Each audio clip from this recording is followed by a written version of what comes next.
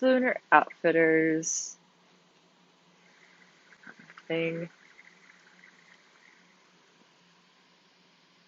is recording. Lunar Outfitters key to making a successful spacesuit. Len Shepard and others at ILC didn't invent the convoluted joints that made the XMC-2 ILC suit and eventually the Apollo suit so flexible and mobile. That credit should go to Russell Colley of B.F. Goodrich, the maker of the Mercury spacesuits. First Mercury spacesuits. Like many inventions, the design of the ILC Apollo suit was not accomplished in complete isolation. Shepard and the other ILC engineers that followed him looked at all the options, including the designs of others. Throughout the many years that the David Clark Company designed pressure suits, they offered the link knit material that ILC used for the arms of the Apollo suit. Two NASA engineers, Dr. Robert Jones and Jim O'Kane, came up with a new polycarbonate pressure helmet concept around the time the ILC engineers were struggling with the upper torso design. The ILC engineers quickly realized that this new helmet could help them out tremendously.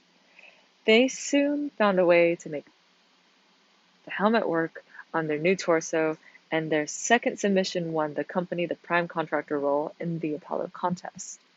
The UK's Royal Air Force pioneered the liquid cooling suit design that permitted astronauts to work in the suit without overheating. NASA acquired the rights to this design and eventually handed it over to ILC to produce. Bringing various ideas together and arriving at a successful outcome required a combination of genius, teamwork, and determination. That's what set ILC apart from the competitors, as two contests would go on to prove. Even when the ideas seemed to come together and appeared to work just fine, rigorous cycle testing that simulated the harsh conditions on the moon surface often indicated that the design or the materials would not take the abuse.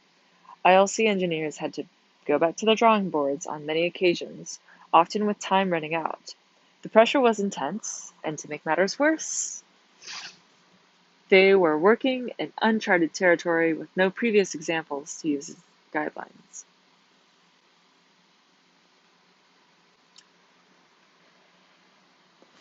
While making his early pressure suits at B.F. Goodrich, Colley learned, through trial and error, that to get a joint to properly flex while under relatively high internal pressures, the air inside had to have some place to go, rather than simply getting compressed as the joint muscles flexed.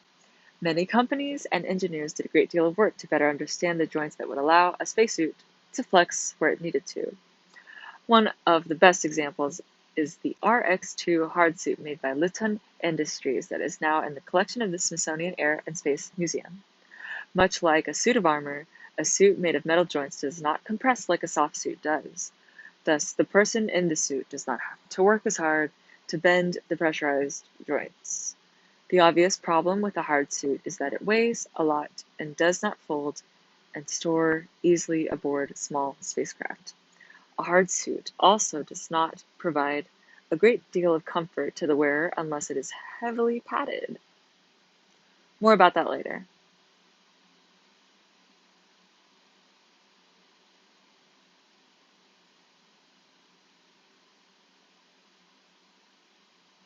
Russell Colley learned the challenges he faced with poor flexibility early on when he made the first pressure suits for Wiley Post in 1933.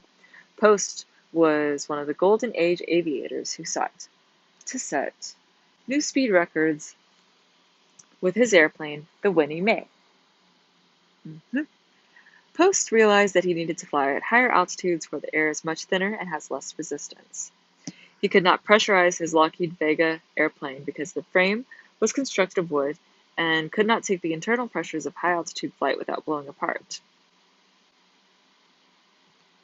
Post realized that he would need to find someone to design and fabricate a pressurized suit for him.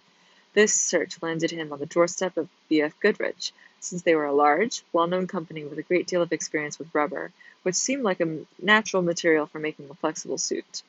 Russell Colley made 3 suits for post. The first one blew apart as it was being pressurized during an unmanned test. The second one had to be cut off post. The day he evaluated it was tremendously hot,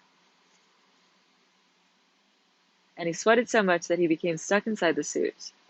The third one finally did the job, and Post wore the suit when he set altitude and speed records, and when he discovered the jet stream. These early suits, however, had almost no mobility when pressurized and were extremely unpleasant to work in. Because of his early experimentation, Colley discovered the idea of the convolute. Some stories say that he hatched the idea of an accordion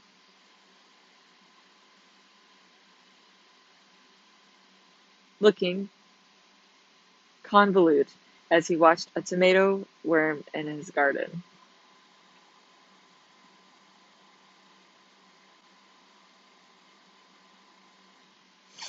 This was a design that he continued to use in some of his advanced suits.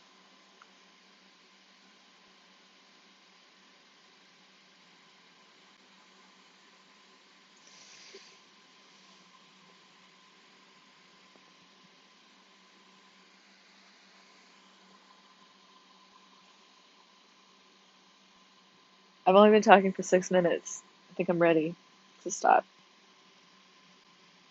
Page 24.